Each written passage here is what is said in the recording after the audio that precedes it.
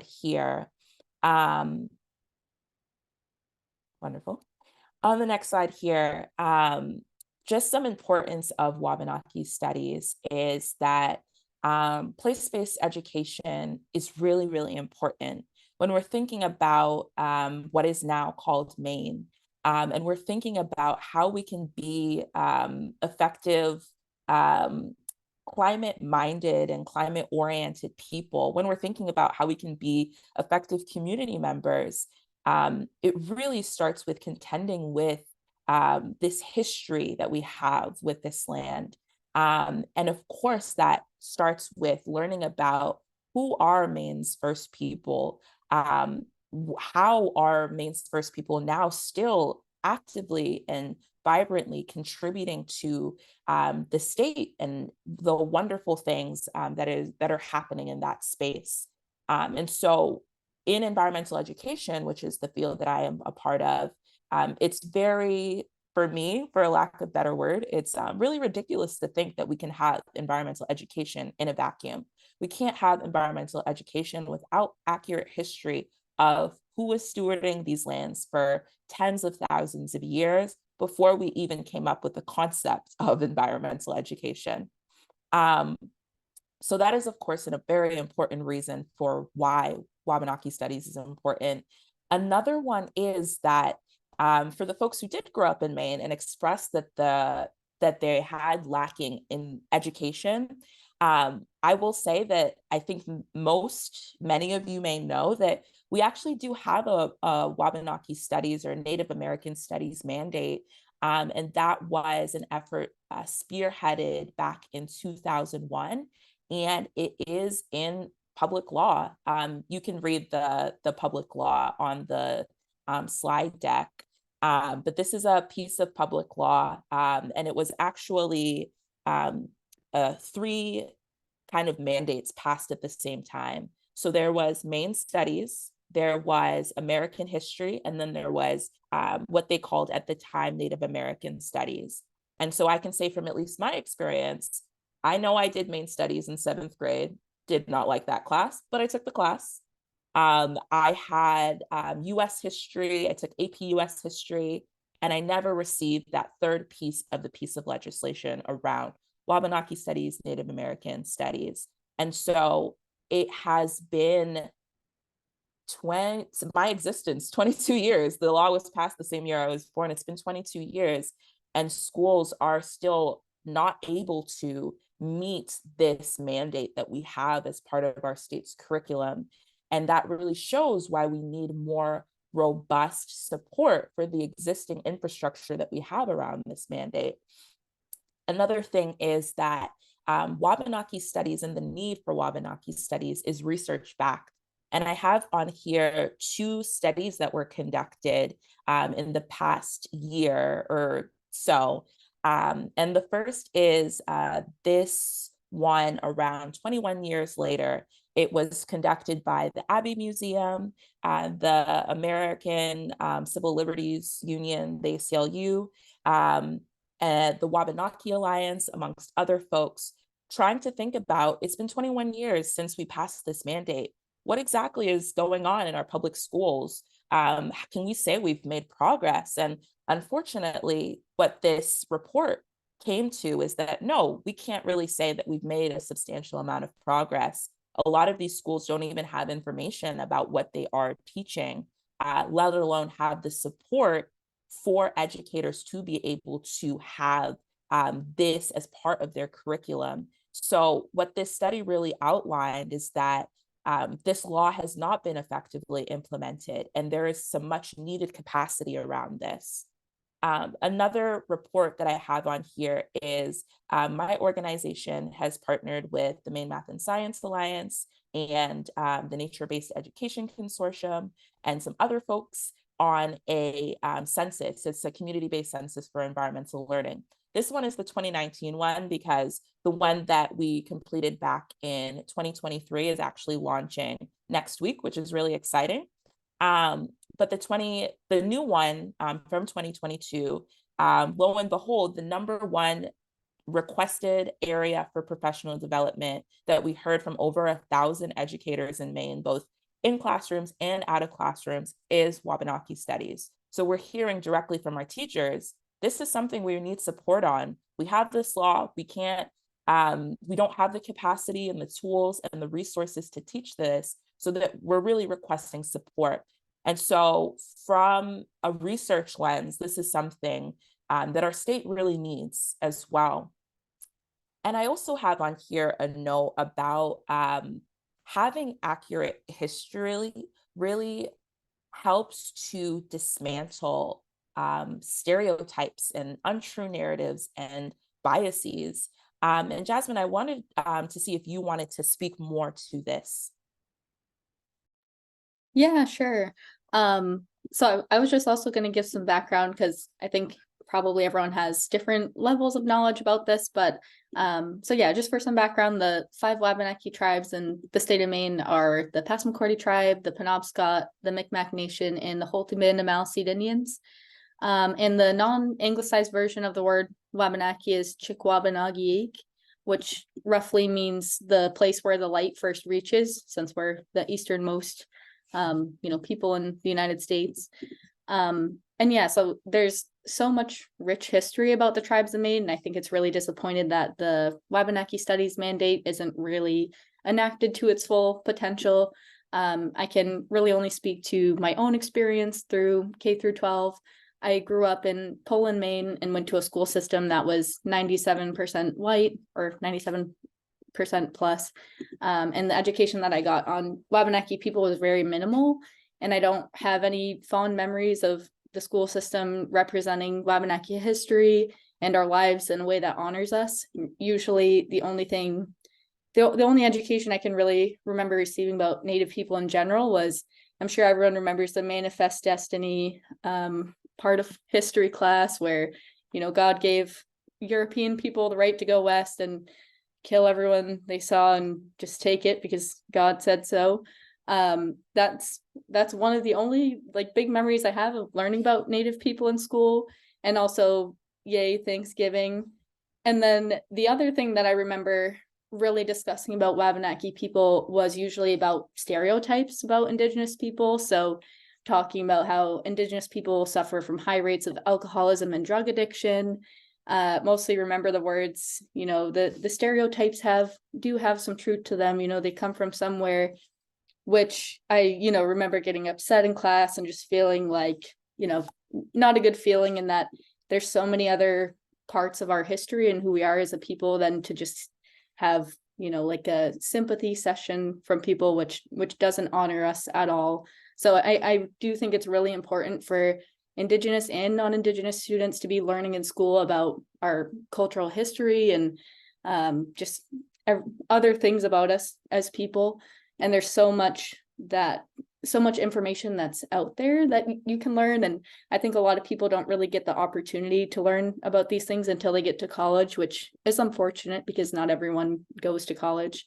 But yeah, so that's just a little background. And I also shared in my testimony for this about culturally based education, where when you have congruence between how students are social culturally, so when you have a congruence between that and what they're learning in school, you're more likely to remember and learn more effectively. So when you have education built on your experiences, values, and knowledge that's related to your culture, it's really helps Indigenous students learn.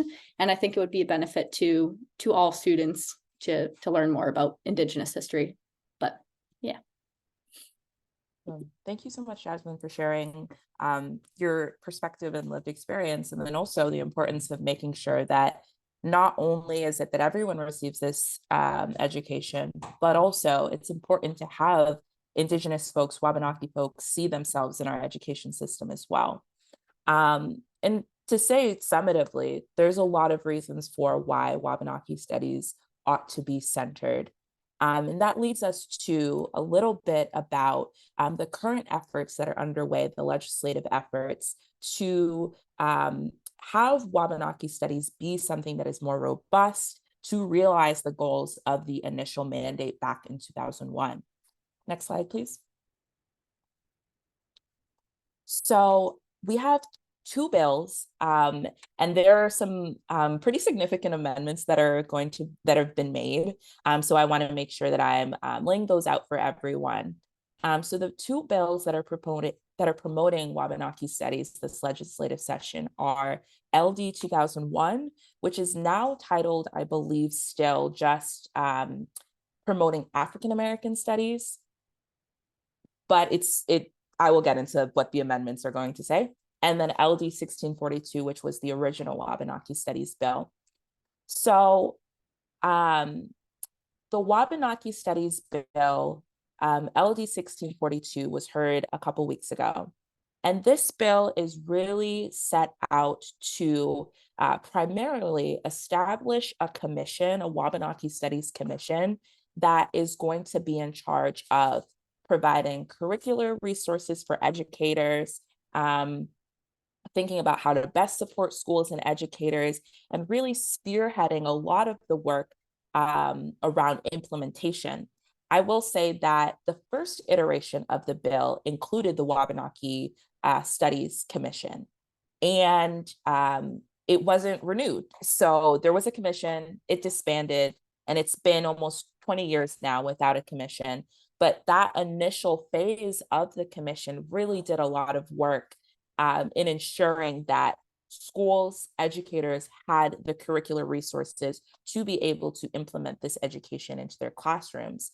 And so it naturally follows that this iteration of the bill will have this commission as something that it's primarily trying to advocate to reconvene. So the commission is a huge part of this bill. In LD 1642, originally in LD 1642, was also a mandate to actually survey Maine schools and have that be the onus be on the Maine Department of Education. So right now, there's currently no structure, procedure, surveying method to ensure schools are actually able to meet this mandate's requirement for Wabanaki studies. And so the 1642 had it that the Maine Department of Education would have a representative sample every 4 years to ensure that each school, or a representative sample of each of these schools, are actually implementing the recommendations from the Wabanaki Studies Commission. And this number might have changed, but there is a fiscal note of around $3 million or so for this commission to happen, for the surveying to take place. And so that was the original contents of LD 1642. Since the public hearing for that bill that Jasmine and I both attended, a lot of things have changed. So I wanted to make sure that folks not only knew the contents of the bill, but also were up to date with the amendments that were made as well. So LD 2001 is a bill that was also heard a couple weeks ago. And it was primarily focused on African American studies and ensuring that, again, history is really important, accurate history is really important, so that students are able to have African American studies be a part of their public school curriculum. It became an opportunity, and folks recognized that accurate history as a through line is really important. And so folks decided to actually combine these two bills. So everything that I mentioned for LD 1642 now lives in LD 2001. So there is going to be one joint commission that is going to be tasked with ensuring curricular support for educators, for school officials, around African American studies, and then also around Wabanaki studies as well. I believe, to the best of my knowledge, the surveying requirement is still there as well, and that the fiscal note is still there as well. So that is LD 2001 in a nutshell, both Wabanaki studies and African American studies. Given that much of the contents from LD 1642 has since moved to LD 2001, Legislative folks were kind of contending with whether or not they kind of just axe LD 1642, but that won't actually be the case. LD 1642 is simply going to serve as a statutory amendment. So right now, in the public law that has Wabanaki studies, it says Native American studies, but folks are recognizing that is not specific enough. We really want place-based education, and we really want our history of Indigenous folks to center around the Wabanaki folks who are Maine's first peoples. And so LD 1642 is going to ensure that that switch from Native American studies is made to Wabanaki studies instead. I will pause there in case there's anything folks maybe have questions. Actually, we'll do Q&A at the end because I recognize that was quite a bit of information.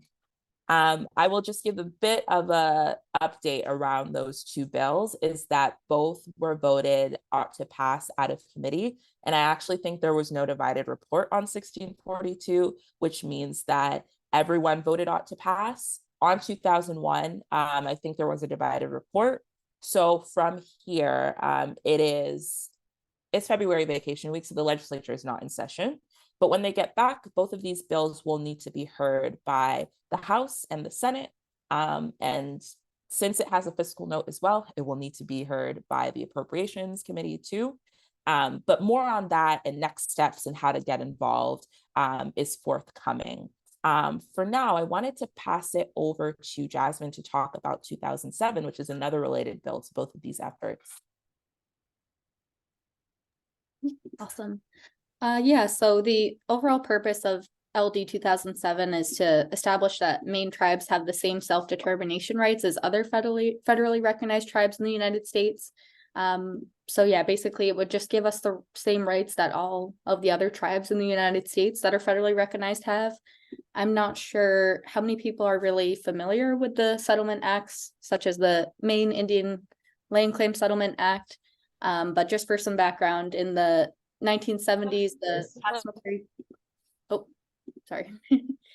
Passamaquoddy tribe sued the United States to establish the tribe as a federally recognized tribe.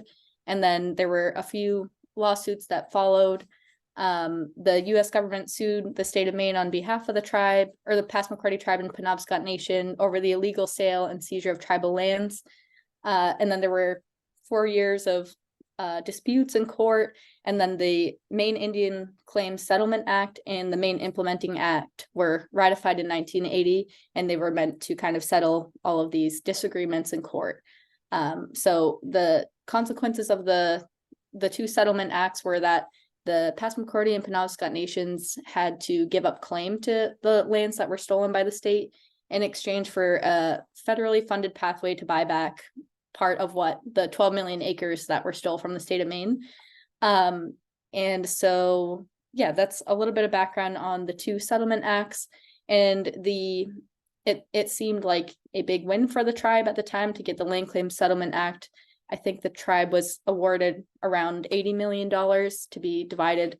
And it kind of seemed like a win, like, yay, we're finally getting compensated for some of what was stolen from the tribe. The unintended consequences of it are that it now restricts the Wabanaki tribe's right to self-governance. So the state of Maine has a level of jurisdiction over tribal affairs that doesn't happen anywhere else in the United States. And the state of Maine has used these two settlement acts to deny our authority to self-govern. So yeah, that's a little bit of background about it. And another part of it too was that a big part of the settlement acts was to put forward a pathway so that the Wabanaki tribes could get up to 150,000 acres of trust land. And that didn't happen for either of the tribes, which is really disappointing. So yeah, let me see what else I had here. But yeah, so the proposed changes for LD 2007 would change the Maine Implementing Act and restore a lot of the rights, privileges, and powers back to the tribe that are currently restricted as a result of this law. And it would recognize federal Indian law as governing tribal rights, privileges, and powers for Wabanaki tribes. And then some of the key changes that would happen if this bill is passed, it would help restore the tribe's jurisdiction over their fishing and hunting rights on tribal lands. So the state would no longer have jurisdiction over that, which I don't know if you guys are keeping up with that, but has been a big issue in the past few years, or like the past 500 years.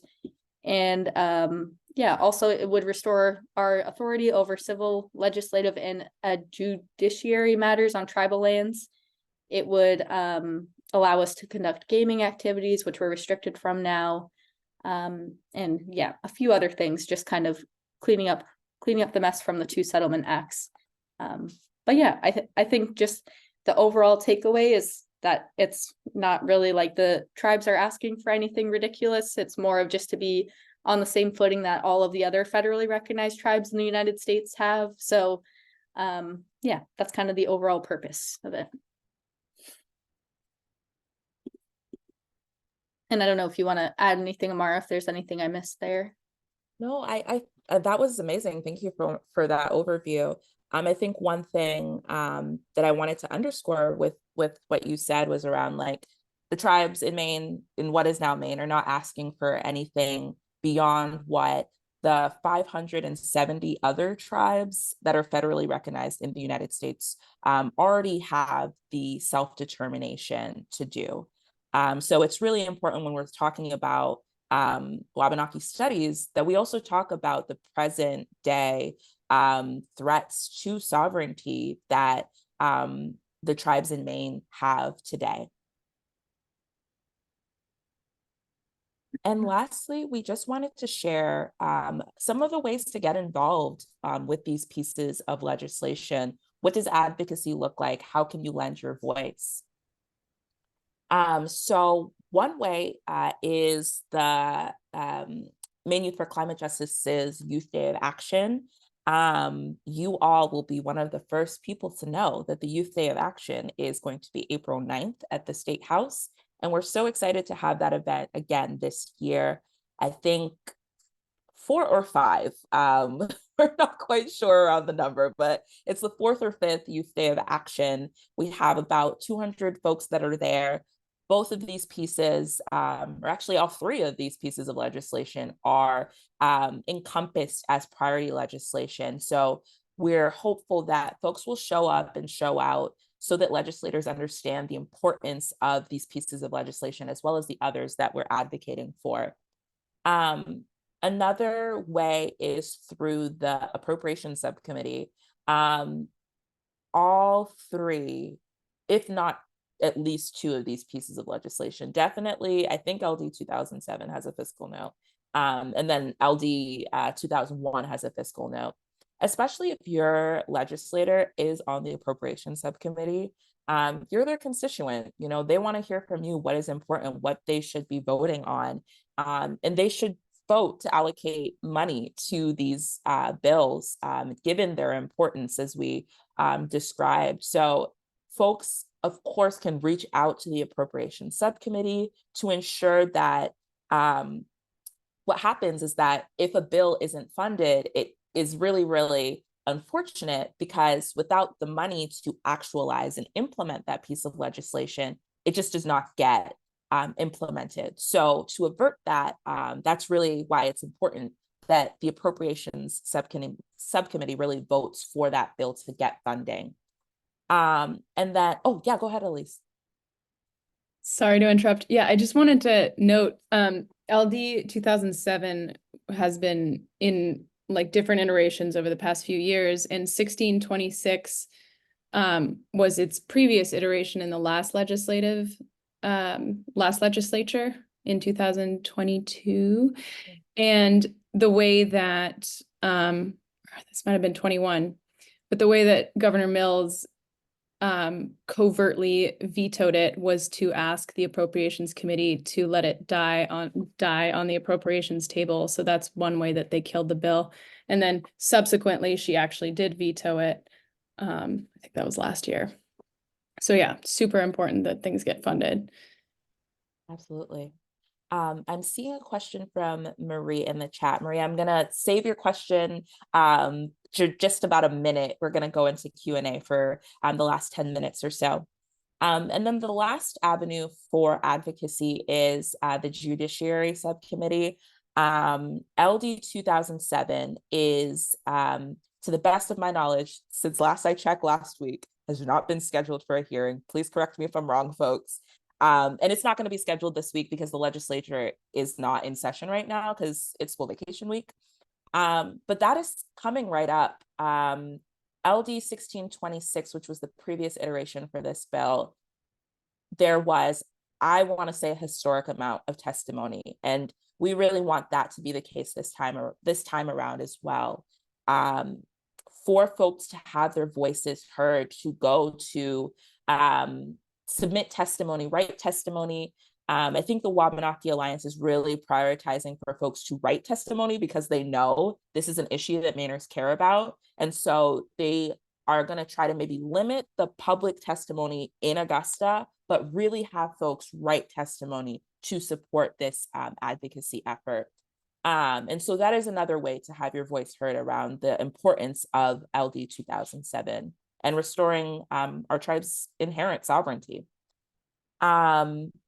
I think that just about concludes everything that at least I wanted to mention. Jasmine, is there anything that you want to add before we pass it over to folks for questions? Yeah, sure. I did say that LD 2007 would give the tribes the right to do gaming, but that's not true. So the task force decided not to include that within it. So I just wanted to clear that up. That was just one random thing that I mentioned, but that's all. Yeah, I think there's so many iterations of the bill, and I think that was maybe in a previous iteration of the bill, if I'm not mistaken. Yeah, right. And I think like it's important for people to know that the Wabanaki Alliance is a really great resource to go to be able to track all these bills.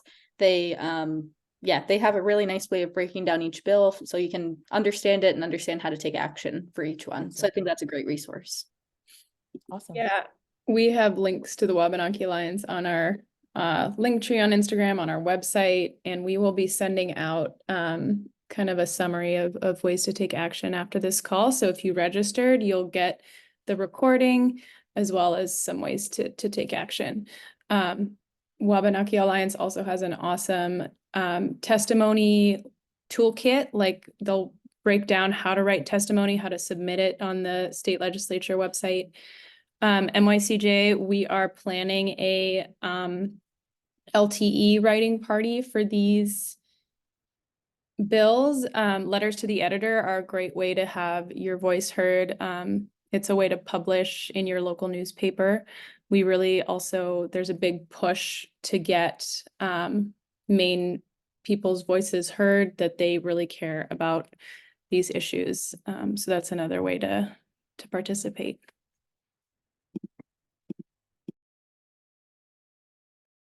Thank you both so much for sharing. Yeah, the Alliance is a wonderful resource, and they have just so many things. We are gonna maybe switch over to Q&A now.